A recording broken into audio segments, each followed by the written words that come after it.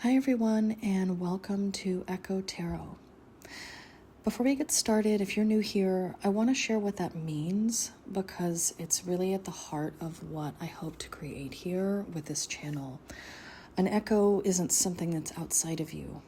It's meant to reflect back to you and mirror to you what you already know deep down. That's a space that I hope to create here and to hold for you, and you're as much a part of this process as I am. We're a community, and I'm really happy to be here and honored to hold that space. So if that resonates with you, let's get started. Today's reading is for someone that is going through an immense amount of heartbreak and pain. That can look differently for all of you. You know, this is a collective reading, and of course, take only what resonates. For some of you, that could be a literal heartbreak, a loss of a relationship, a breakup, a divorce. But the heartbreak that you're feeling, that pain that you're feeling, it points to something at a deeper level. Our outward experience is often a reflection of our inner world, as within, so without. Those things that we experience in our external world, the nature of our relationships, they can often reflect back to us our own internal states. Because, as I imagine most of the people that are naturally gravitating towards this content, my guess is that you're already self-reflective, you're very emotionally aware, perhaps you've done a lot of work on yourself. I'm getting the sense that many of you have done or are doing shadow work. In my opinion, it's something that we often spend our whole lifetime and perhaps several lifetimes doing. I mean, it's often not a linear process, but this reading is for those of you that are feeling that pain. I think for some of you, you're beginning to feel that pain, but for a long time you have suppressed that pain, avoided that pain. For some of you, again, only take what resonates. You may have taken on maladaptive coping mechanisms to suppress that pain for a long time. That can look differently for different people. Some of you may have sought out distraction from yourself and from that pain that you feel through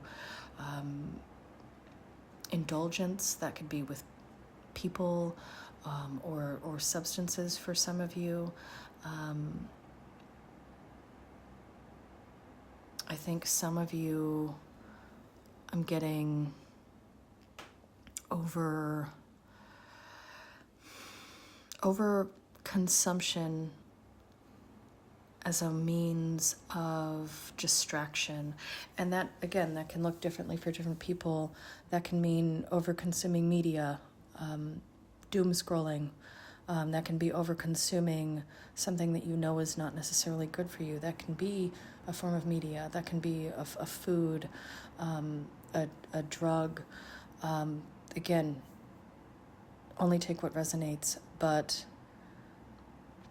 it provides or has provided in the past maybe a temporary relief or reprieve, but it's really a Band-Aid over something that really needs something more. It needs something more. You're covering up a core wound with something that needs a tourniquet or surgical removal. I mean, and I'm not talking like literal surgical removal, but more the metaphorical kind. I think many of you have carried these burdens for so long, that this weight just becomes heavier and heavier. And that pain, it's not meant to hurt you. It's meant to teach you. It's meant to show you what you're holding on to, so that you can integrate it, so that you can release it, so that you can transmute it. And if you're unfamiliar with transmutation, it's a concept in alchemy, turning base metals into gold, or in this case, turning that pain that you're feeling into something positive. That is evocative of the journey that we're all on, right? If you're familiar with the story of the fool's journey or the hero's journey through tarot, some of you are maybe tarot readers here. That's part of the process of the fool's journey. And the hero's journey, if you've ever seen a TV show or watched a movie, that's the archetype. We often have these moments in our lives that are a reckoning point, which encourage us through that discomfort, through that pain, to course correct. And when I say correct, I don't mean to suggest that the path that you're on now is wrong, but to recognize that the way forward requires integrating that. So those of you, this reading is for those of you that feel like you have been carrying this pain, and you're being called to recognize that, to not push it down anymore, but to look at it and ask it what it can teach you. With respect to what your pain can teach you, this goes to the idea that some of our most important transformational points in our life come from those sticking points, those pain points. For some of you, you may consider looking into The Body Keeps the Score. It's a book about how the body can hold on to memories and how that can manifest in the body. And I'm getting that for some of you, you may find as you start to go into the pain and start to really get into your body rather than look for an escape, and you start listening, you may find patterns, you may find certain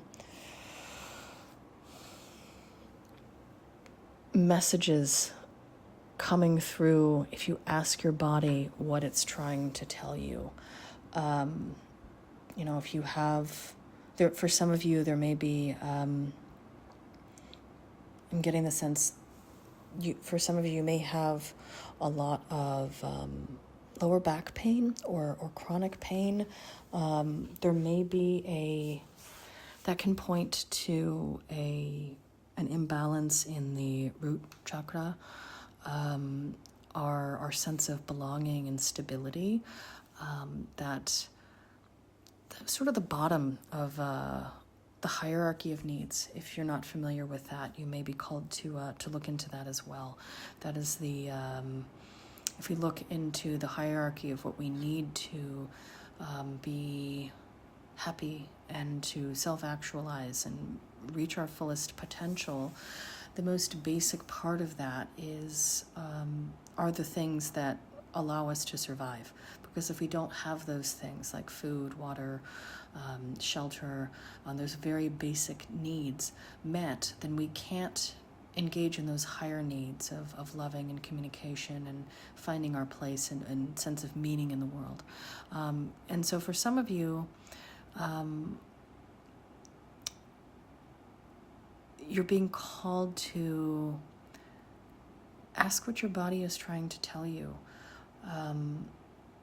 For some of you, there is a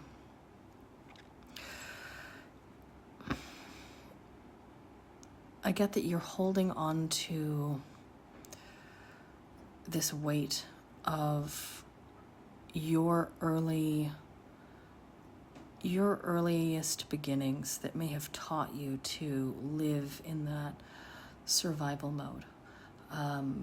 You may have struggled with having food, having shelter, and this doesn't necessarily mean in your childhood, but I'm getting for many of you this was during your formative years, and that can really change how your nervous system is wired and how you see the world and how you interact with the world, how you see yourself and the kinds of opportunities you do or don't take, the kind of worth that you believe you are worthy of. For some of you, you may struggle with having a sense of self-worth or feeling that you are worthy of having what you want or simply being allowed to want. For some of you, I'm definitely feeling that maybe you were used to putting your own needs on the back burner to keep the peace, is what I'm hearing, to make things comfortable for those around you. And that may have looked differently for different people here that are listening. Some of you may have dimmed your light to make others more comfortable, but you're being called to look at that, recognize that, thank those experiences that you did have for the lessons that they taught you, integrate them and release them, and recognize that those patterns that you may have had of suppressing your feelings, both good and bad, and suppressing the ability to take up space and to feel worthy, those were all functional for you at some point in time. They were meant to protect you, but now they're causing you more pain than good. And so I think that heaviness that I'm feeling, it seems paradoxical, but you have to go through that pain and acknowledge it in order to release it. Because what lies on the other side of that is beautiful. So the concept of the family and lineage is coming through quite strongly. I think for many of you here, it's not just your pain that you're holding on to, it is that of your ancestors. And you are here as a cycle breaker. You may have found yourself unwittingly repeating some cycles that you know are not serving or have not served your highest good, but that is meant to teach you where you can release.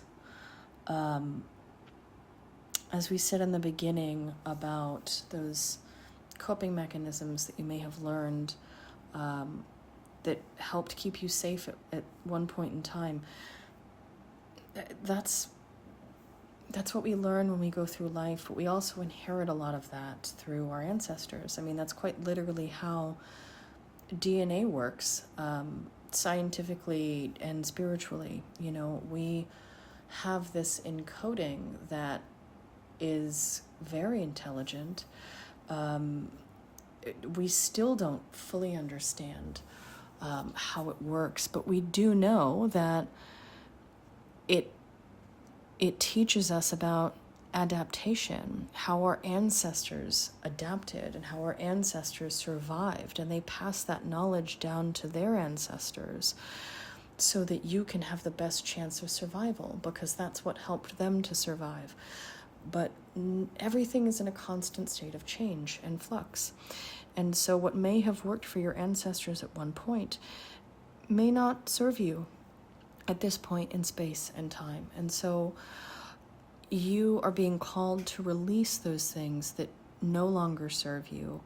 And that will require you to make a choice. For some of you,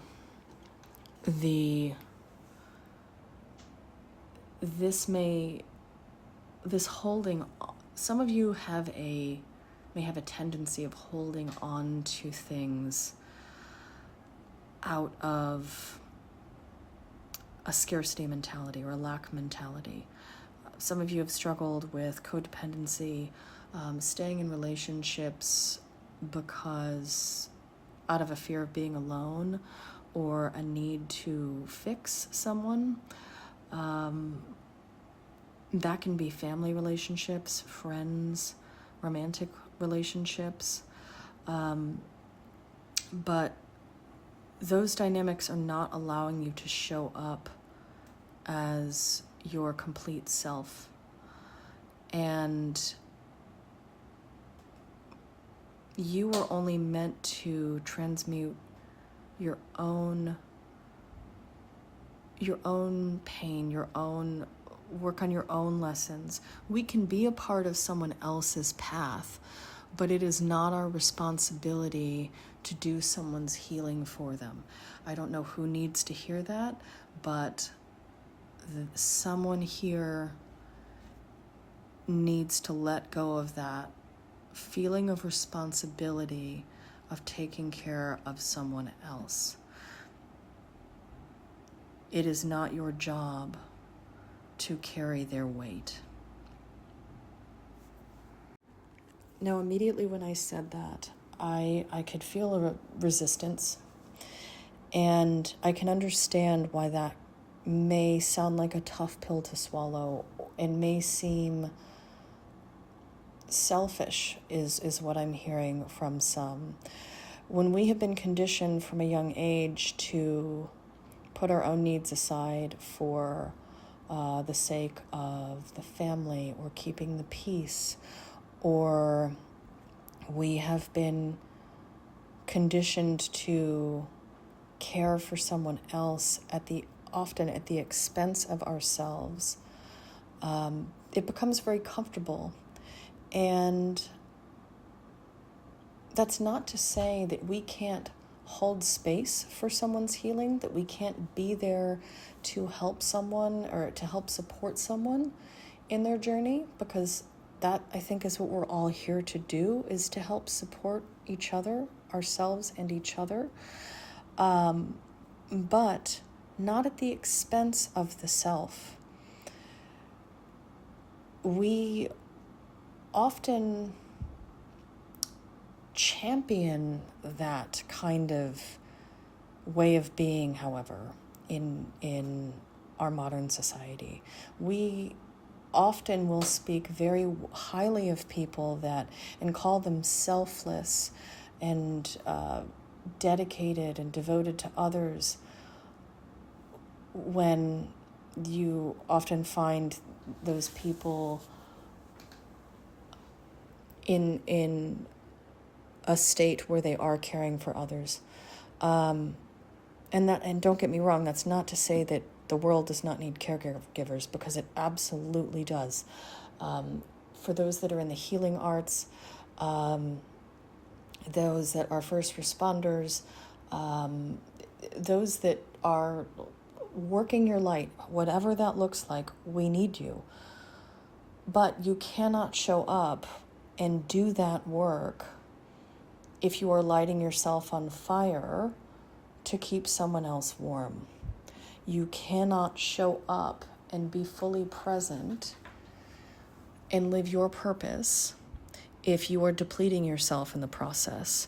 And for many, particularly if you learned this lesson at a young age during your formative years, where you learn that, okay, my own needs are not as important as others, you can learn to shrink yourself, and that becomes really comfortable and normal, and doing anything else can feel selfish and wrong, and that can come with it a lot of complicated feelings like guilt and shame.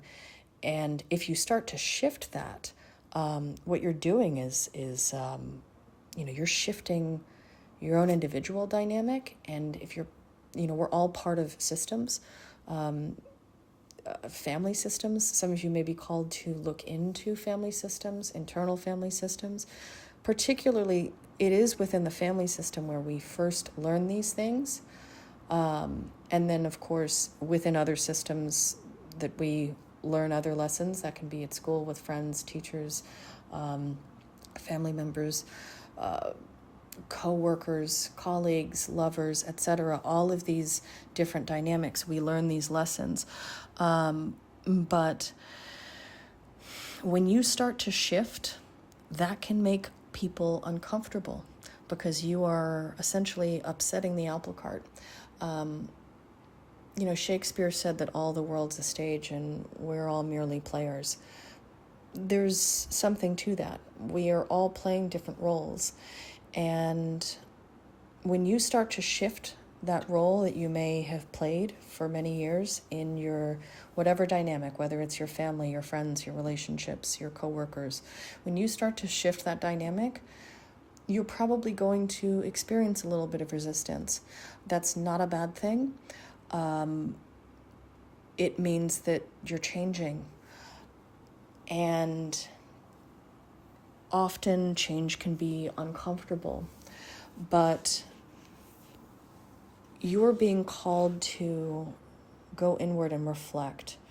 Are those things that you've been carrying, is that weight that you've been carrying, is that pain that you've been carrying, is that yours to carry? Are you carrying someone else's weight for them? Are there areas of your life where you can shift your energy and allow other people to step into their own power? Because you may think you're helping someone by quite literally helping them. And what I mean by that is, it sounds paradoxical, right? But if we consider, let's say you're teaching a child how to tie their shoes, and you want them to learn how to tie their shoes, right? But maybe they struggle because they've never tied their shoes before. So maybe you're getting ready for work and they're struggling with their shoes, and you can't take it anymore. You're going to be late for work, and so you tie their shoe for them so that you can get to work and they can get to school and everybody's happy. That's fine for a little while maybe, right? You get to work, they get to school, they get their shoes tied, no problem. But there is a problem because the child never learns to tie their own shoes. They're always going to be dependent upon someone else to tie their own shoes. And so in you stepping in and doing something for them, you're not allowing that person to recognize their own power and their own ability to do something for themselves. Now, take that and apply it to other areas when you're an adult, because, the shoes might look different, but you're still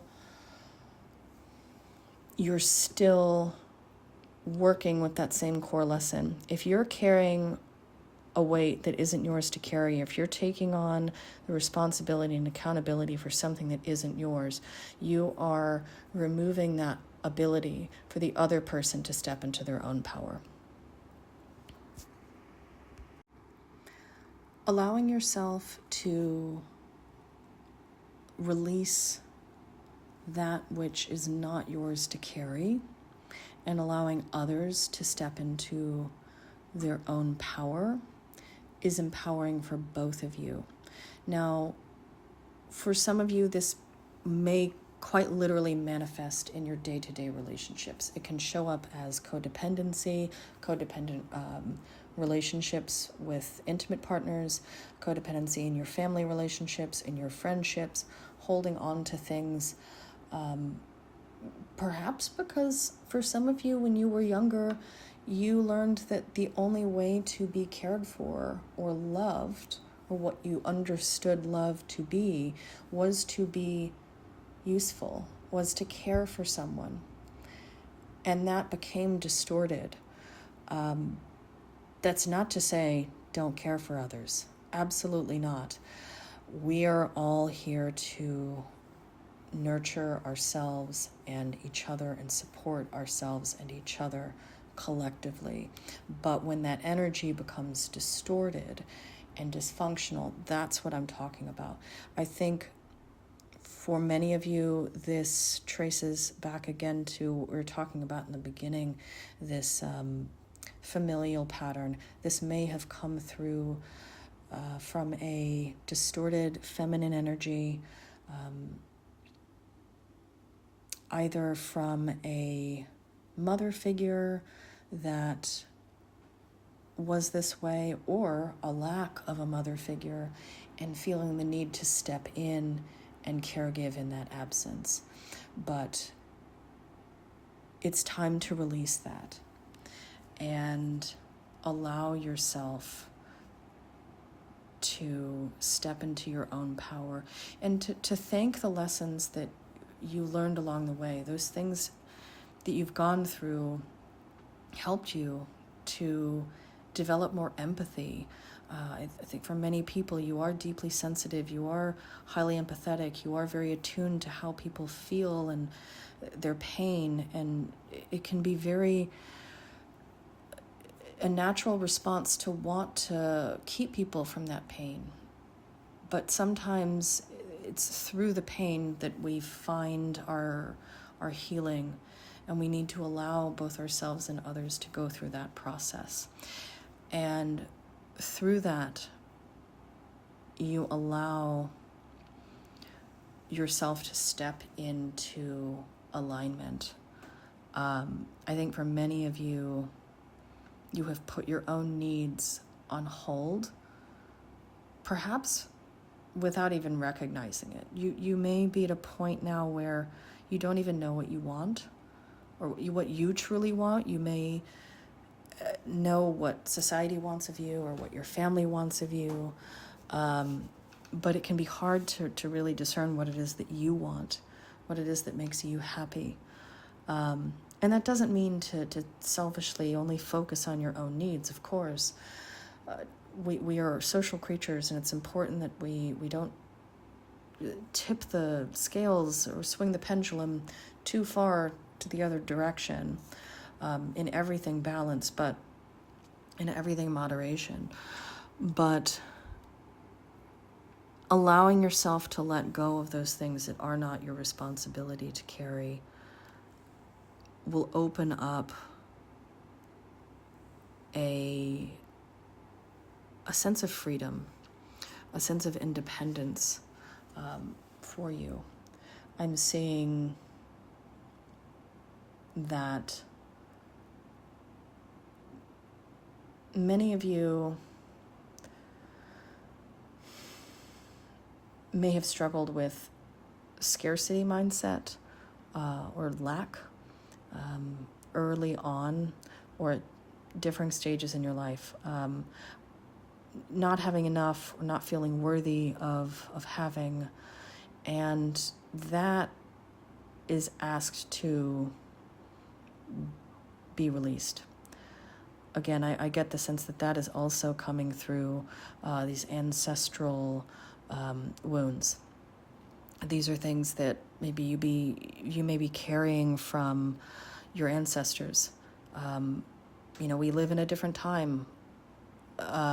Technology, healthcare, all of these things, even with the negativity that we can often see around us, even amidst all of that. And I'm sure many of you feel that heaviness, that weight.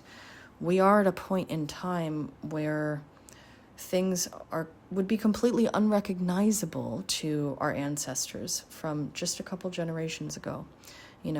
They wouldn't have known antibiotics. You could die from a paper cut, let alone the ability to communicate with someone on the other side of the planet or on another planet. We learned those we integrated those lessons from our ancestors because they helped them to survive at that point in time.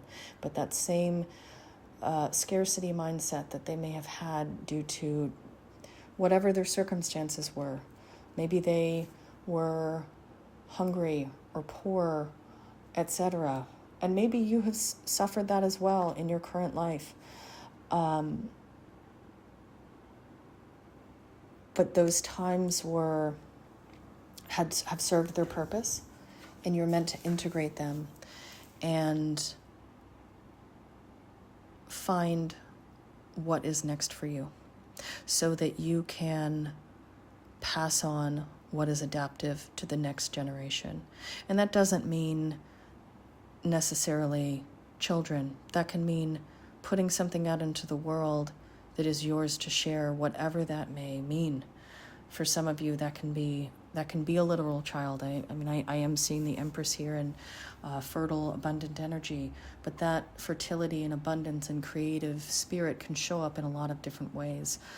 You're here to share what serves the next generation, what serves you and the collective. But you have to show up for yourself first. So I hope that resonated.